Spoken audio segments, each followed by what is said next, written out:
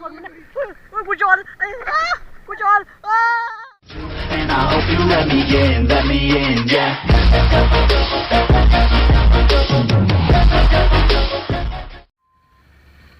สวัสดีครับผมนี่คือผม JBS Biker TH นะครับผมวันนี้เราก็จะไปออกทริปละมั้งเวลาก็เย็นแล้ว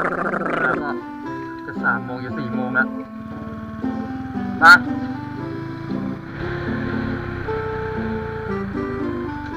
ไม่ถึงเพียงใส่รองเท้าเจอยู่เลยโอเคครับผมตอนนี้เราก็ถึงสี่แยกเอเชียเป็นที่เรียบร้อยแล้วนะเราก็จะทำการไปน้ำตกเลยดีกว่าเราไม่เอาของแล้ว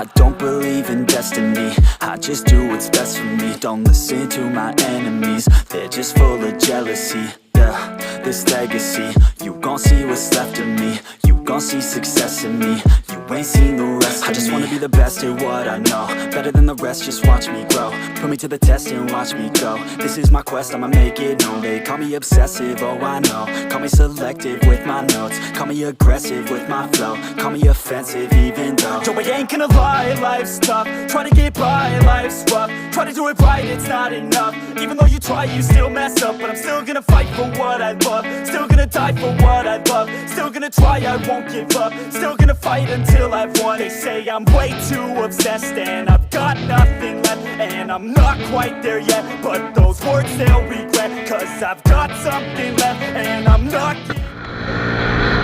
ตอนนี้เราก็ใกล้จะถึงแล้วครับเหลืออีก32 โลแล้วก็จะอัดไปทีเดียวแล้วก็จะขับดันมันไปทีเดียวเลยครับ32 โลแล้วไม่ต้อง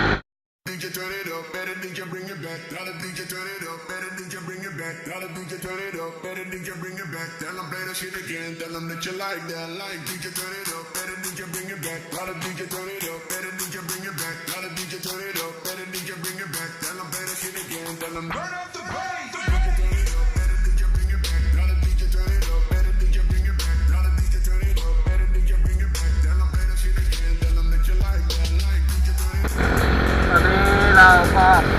ใกล้ถึงแล้วนะครับผมไม่นานแล้วว่าดูจากสภาพแล้ว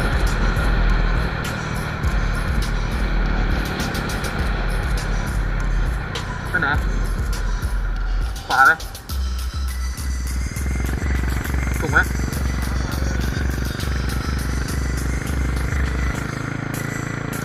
โอเคเนี่ยใกล้ถึงแล้วไปกันนั่น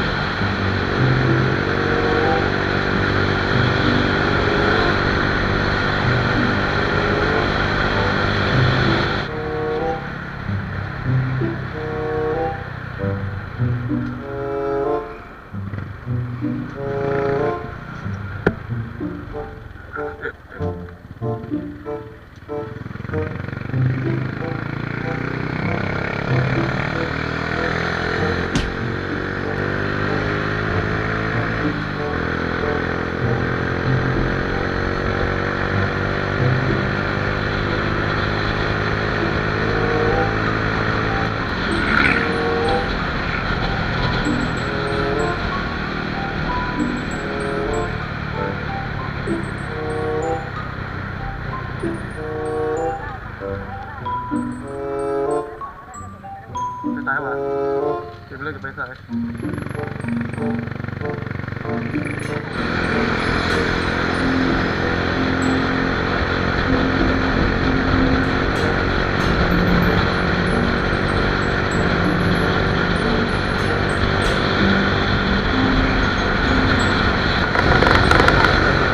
ขวาไหน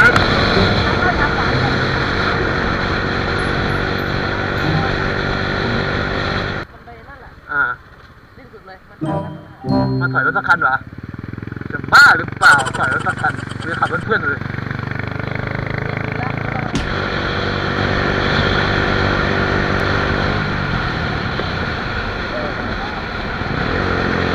นั่นนะ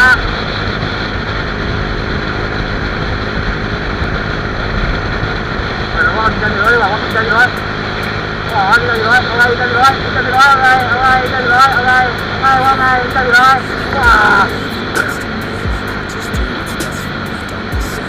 ใจร้อนมันใส่แล้วตัวเองดิ Gon' see success in me. You ain't seen the rest of me. I just wanna be the best at what I know. Better than the rest, just watch me grow. Put me to the test and watch me go. This is my quest, I'ma make it known. They call me obsessive, oh I know. Call me selective with my notes. Call me aggressive with my flow. Call me offensive even though. Joe, I ain't gonna lie, life's tough. Try to get by, life's tough. Try to do it right, it's not enough. Even though you try, you still mess up. But I'm still gonna fight for what I love. Still gonna die for what I love. เขานี่ก็ตังแล้วนะไม่เมื่อกี้อ่ะถ้าถ้าเมื่อกี้อ่ะถ้ามึงไอตอนที่มึงแบบไอก่อนที่มึงจะลังเลตรงนั้นอ่ะตัดแล้วเป็น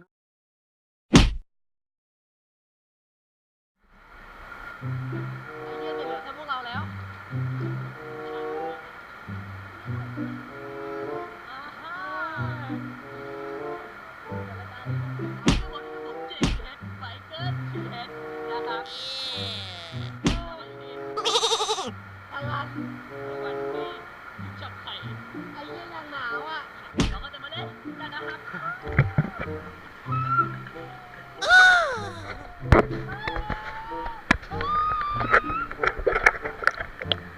น้ำลึกมากผมแม่กูแม่สาวน้อยโอ้นั่นแม่สาวน้อยโอ้ไปแล้วเฮ้ย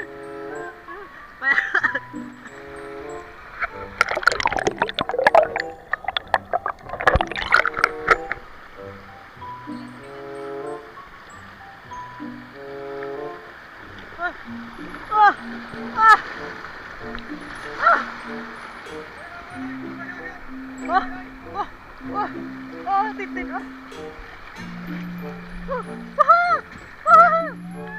ต้องไปจะหมดแล้วช่างเลยนี่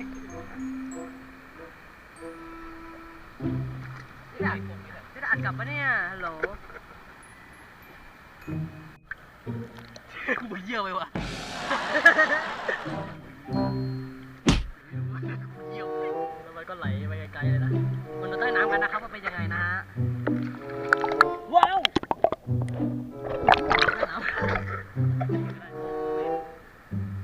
ขอถามให้หน่อยนะครับที่มาครั้งนี้คือเป็นน้ำไหมมากันยังไงครับมากันวิ่งมาครับกูเห็นต้นคลิปแล้วนะกูวิ่งมาเมื่อกี้บ๊ายบายไอ้เหี้ยไปไกล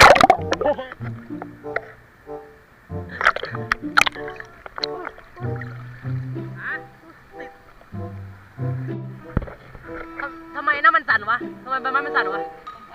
ใช่เหรอแล้วตัวไม่สั่นเลยเข้าใจ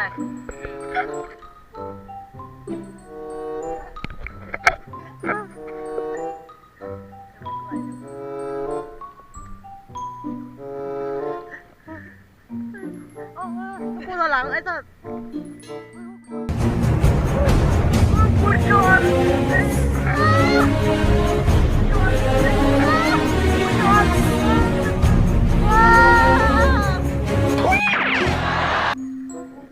เฮียอะไรเนี่ยเอากูติด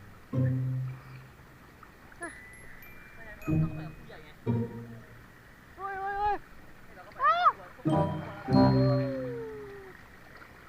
ไม่ทันตูดเฮียลมออก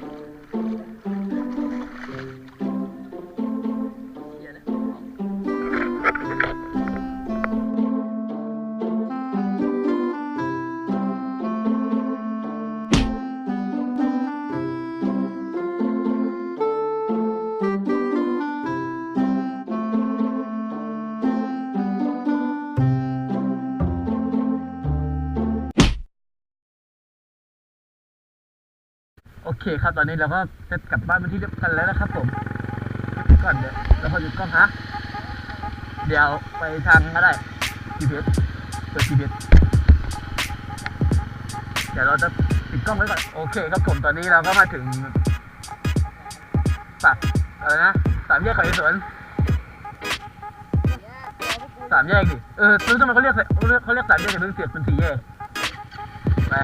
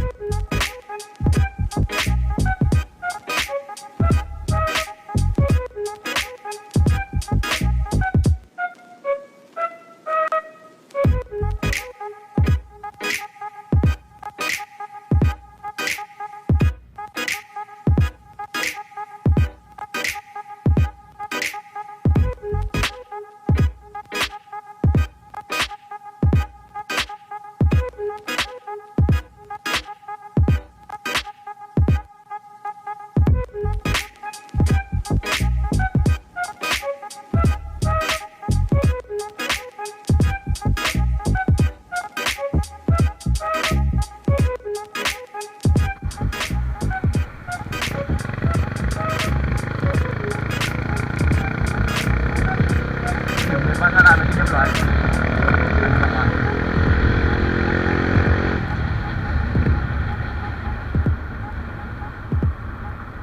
เป็นไง95ตรงนู้น